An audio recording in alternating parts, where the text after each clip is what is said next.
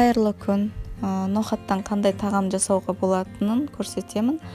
Видеоның соңына дейін қараңыздар. Ең алдымен мұздай суымызды қазанымызға құйып, етімізді салып, жақсылап қайнатып аламыз. Ноқат көжесін дайындамас бұрын, 3-4 сағат бұрын ноқатымызды жылы суға жібітіп қоямыз.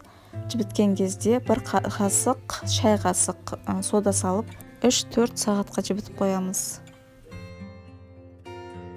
Енді кезекте табамызға сұйық майымызды құйып, пияз бен томатымызды қуырып аламыз.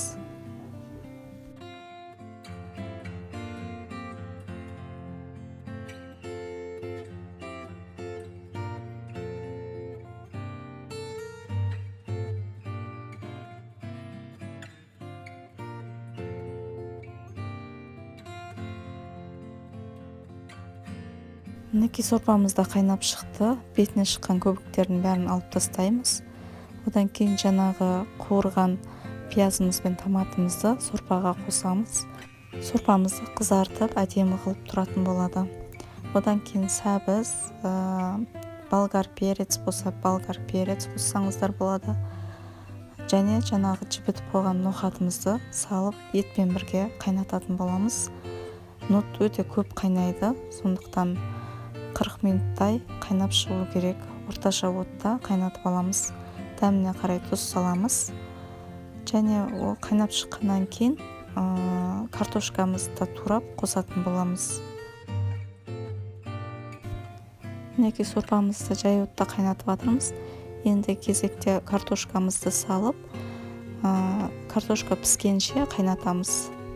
Сосын сорпамыз дайын болады.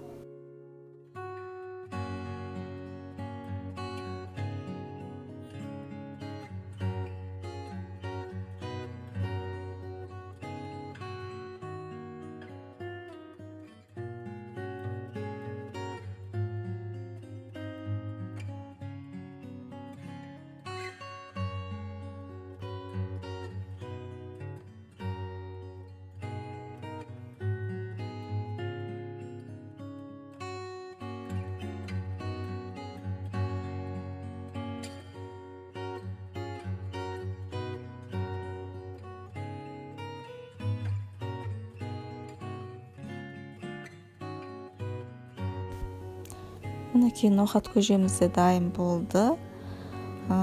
Мен ішіне салған етімді, сүйегімді бүтіндей сала салғанмын. Енді осыны алып, турап қосатын боламын. Бұл тағамды негізі өзбектер көп жасайды.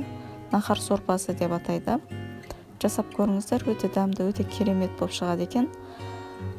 Егер видеоларым ұнап жатса, лайк басыңыздар. Каналыма тіркеліп алуды ұмытпаңыздар. Бұдан да басқа көптеген рецептермен бөлісемін. Қош сау болыңыздар.